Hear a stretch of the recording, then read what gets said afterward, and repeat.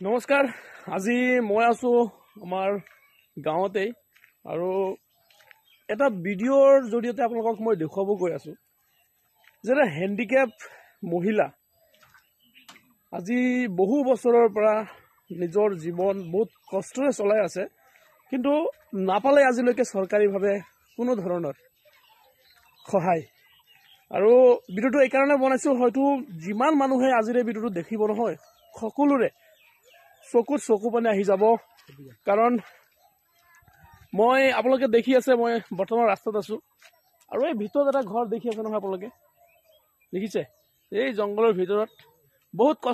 কষ্টৰে নিজৰ জীৱন যাপন কৰি আছে গতিকে আজি মই সেই ঘৰটোত যাম আৰু সেই মহিলাৰ লগত অলপ কথা পাতিবলৈ চেষ্টা কৰিম আৰু সেই ভিউটো আপোনালোকক দেখুৱাম আৰু যাতে আপোনালোকে অনুভৱ কৰিব পাৰে যে আমাৰ এই সমাজত বৰ্তমান হেণ্ডিক্যাপৰ কাৰণে চৰকাৰীভাৱে যিমান কেইটা আঁচনি আছিলে কিন্তু তথাপিও আজিলৈকে এটা আঁচনিৰ মহিলাজনীয়ে এটা আঁচনিয়ে মানে তেওঁলোকে দেখা নাই বা তেওঁ লাভ কৰিব পৰা নাই গতিকে মই সবিশেষ জানিম যে চাৰ্টিফিকেটটো আছে নে নাই বা বাকী তেওঁৰ কি সুবিধা চৰকাৰে দিছে বা কি সুবিধা এতিয়ালৈকে তেওঁ পোৱা নাই আৰু সকলোকে ৰিকুৱেষ্ট কৰিম মোৰ এই চেনেলৰ জৰিয়তে আপোনালোকে সকলোকে এটাই ৰিকুৱেষ্ট কৰিছোঁ যে এই ভিডিঅ'টো শ্বেয়াৰ কৰিব সহায় আজি কোনো ধৰণৰ সহায় আপোনালোকে কৰিব নালাগে বাছ শ্বেয়াৰ কৰিব লাইক কৰিব কমেণ্টছ কৰিব আৰু পাৰিলে সকলোৰে ওচৰত পঠাই দিব যাতে এনেকুৱা আমাৰ সমাজৰ যিবোৰ মানুহ যিবিলাকে আজিলৈকে চৰকাৰী কোনো ধৰণৰ স্কিমত কোনো ধৰণৰ সাহায্য পোৱা নাই গতিকে সেইবাবে আজিৰ এই ভিডিঅ'টো বনাইছোঁ ঠিক আছে তো মই আহি গৈছোঁ ফাইনেলি বাইদেউজনীৰ ঘৰত এয়া দেখি আছোঁ বাইদেউজনীয়ে ঘৰৰ যেতিয়া মই আহিছোঁ অহাৰ লগে লগে বাইদেউজনী ওলাই আছে তো বহুত দুখ অনুভৱ হৈছে চাক কিমান কষ্টৰে নিজৰ জীৱন যাপন কৰি আছে দেখিছেনে তো বৰ্তমান মই আছোঁ আপোনালোকে দেখি আছে মই আহি গৈছোঁ বাইদেউৰ ঘৰত আৰু বাইদেউৰ যিটো কণ্ডিশ্যন মই আপোনালোকক দেখুৱাইছোঁ গতিকে মই বাইদেউৰ লগত কথা পাতিবলৈ চেষ্টা কৰিম নমস্কাৰ বাইদেউ আপনার নাম জুবেদা খাতুন আচ্ছা আপনি আজ পর্যন্ত সরকারি ভাবে কোন ধরনের সুবিধা পাইছেন নি না পান নাই আচ্ছা আপনার হ্যান্ডিক্যাপের সার্টিফিকেট আছে নি নাই হ্যান্ডিক্যাপ সার্টিফিকেটটা নাই না আচ্ছা আপনার মোটামুটি বয়স কত হইব 40-45 হয়ে যাব না আচ্ছা সরকারি কোনো ঘর সর পাইছেন না আপনি না মানে কেউ শুনাইছে না সরকারি কোনো ধরনের ঘর পাইছেন না রেশন কার্ড তো আছে আচ্ছা সাক 45 ইয়ার্স হৈ গল হয়তো তাতকে মই ডকুমেন্টস হলে অলপ বেছিকে হ'ব চাগে বেছি হৈ যাব কিন্তু কথাটো মই এই কাৰণে কৈছো কাৰণ আমাৰ এই 45 ইয়াৰ্ছৰ ভিতৰত বহু চৰকাৰ আহিছে বহু চৰকাৰ গ'ল কিন্তু এই মহিলাজনীক দেখিবলৈ কোনো চৰকাৰ নাছিল নে গতিকে এইটো এটা ডাঙৰ কথা আৰু লগতে চাক মই এই মহিলাজনীৰ এটা গাড়ী আছে যেটো গাড়ী তেওঁলোকে নিজে ববিয়াকে তেওঁৰ এটা আঙ্কেল আছে আঙ্কেলে লৈ দিছে তো তেওঁৰ আঙ্কেলে লৈ দিছে গতিকে দুখ লাগিছে যে আমাৰ ইমান চৰকাৰ আহিছে ইমান চৰকাৰ গ'ল কিন্তু এটা মহিলাৰ কাৰণে এটা ঘৰৰ ব্যৱস্থা কৰিব পৰা নাই কিন্তু আমাৰ সমাজত বহুত ধনী ধনী মানুহে কিন্তু ঘৰ পাইছে আৰু এটো আমি সাগে এটো অকল মই কলে নহব আমাৰ সমাজৰ বিভিন্ন এলেকাত বিভিন্ন ধৰণে মানুহে জানে যে আমাৰ দুখীয়া শ্ৰেণীৰ যিবোৰ মানুহ আছে ন তেওঁলোকে ঘৰ ফটককে নাপায় আৰু কিয় নাপায় কাৰণটো হয়তো বহু মানুহে জানিবলৈ ক'ব নালাগে তো ফাইনালি মই তেওঁলোকৰ ঘৰটো দেখুৱাই দিছো সাক এটো হৈছে ঘৰ ক'ত থাকে মহিলাজনী দেখিছে এটো হৈছে ঘৰ তেওঁলোকৰ ঘৰৰ এইটো অৱস্থা দেখিছে যত নেকি মই অলপ ভিতৰলৈ যাম ভিতৰত যোৱাৰ পিছত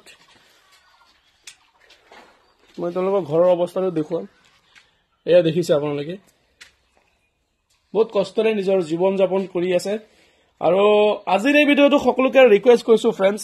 মই আজি কোনো ধৰণৰ সাহায্য বিচাৰি আপোনালোকক এই ভিডিঅ'টো লৈ অহা নাই, কিন্তু সমাজৰ কিছুমান মানুহ যেতিয়া এনেকুৱা অৱস্থাত যেতিয়া নিজৰ জীৱন যাপন কৰে তেতিয়া মনত এটা দুখ হয়। আৰু এই কাৰণে হয় কাৰণ আমাৰ চৰকাৰৰ বহু আঁচনি আছে, বহু আঁচনি থকাৰ পিছতো এটা আঁচনিয়ে হয়তো মহিলাগৰাকীক দেখিছে, যেনেকৈ বিজেপি চৰকাৰে মহিলাগৰাকীক অৰুণোদয়ৰ ব্যৱস্থা কৰিছে, ভাল কথা আৰু ধন্যবাদো জনাইছোঁ। কিন্তু বাকী বৰ্তমান এই মহিলাগৰাকীৰ এটা ঘৰৰ বিশেষ প্ৰয়োজন হৈ আছে, যিটো কাৰণে আজিৰ এই ভিডিঅ'টো বনাইছোঁ। কাৰণ মহিলাগৰাকী ভালকৈ কথাবোৰ ক'ব নোৱাৰে, সেইবাবে মোক কৈছিলে যে এটা ঘৰৰ প্ৰয়োজন আছে বুলি, সেইবাবে আজিৰ এই ভিডিঅ'টো বনাইছোঁ। গতিকে যিমান মানুহে মোৰ এই ভিডিঅ'টো চাই নহয়, মহিলাগৰাকীৰ অৱস্থাটো চাওক, এবাৰ যদি অনুভৱ হয় যে নাই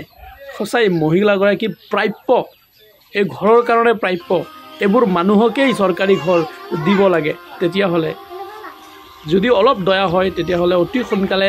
দক্ষিণ জামুমণ্ডল মইনাপুৰ আহি এই মহিলাগৰাকীক এটা ঘৰৰ কাৰণে ব্যৱস্থা কৰি দিয়ে যেন। আজিৰ এই ভিডিঅ'টো মই কাৰো এগেইনষ্টত বনোৱা নাই, বাছ চৰকাৰলৈ মোৰ বিনীত নিবেদন, মই প্ৰাৰ্থনা কৰিছোঁ চৰকাৰলৈ। বৰ্তমান চৰকাৰৰ যিজন মানুহ আমাৰ দায়িত্বত আছে বা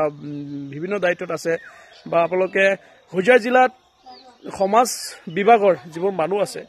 মই সকলোকে ৰিকুৱেষ্ট কৰিছোঁ এই মহিলাজনীৰ কাৰণে যদি পাৰে এটা ঘৰৰ ব্যৱস্থা আপোনালোকে কৰি দিব।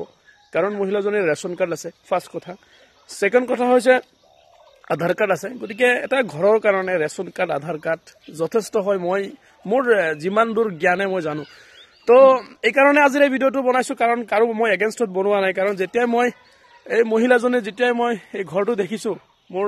মানে বুকুখন ভাঙি গৈছে যেন লাগিছে। মোৰ বহুত কষ্ট লাগিছে যে এগৰাকী মহিলা ইমান কষ্টেৰে নিজৰ জীৱন যাপন কৰি আছে, হয়তো এটা ঘৰৰ প্ৰয়োজন আছিলে, কিন্তু আজিলৈকে সেই ঘৰটো মহিলাজনীয়ে পোৱা নাই। গতিকে যাওঁতে যাওঁতে সকলোকে ৰিকুৱেষ্ট কৰিছোঁ, আপোনালোকে প্লিজ আজিৰ এই ভিডিঅ'টো শ্বেয়াৰ কৰিব। এইকাৰণে কৰিব যাতে আমাৰ সমাজৰ আৰু কিছুমান মানুহে যদি এই ভিডিঅ'টো দেখা পায়, তেতিয়াহ'লে হয়তো কোনোবা ছ'চিয়েল ৱৰ্কাৰ যদি দেখা পায়, তেওঁলোকে হয়তো অলপ সাহায্য কৰিব। তো ফ্ৰেণ্ডছ, আজিলৈ ইমানেই,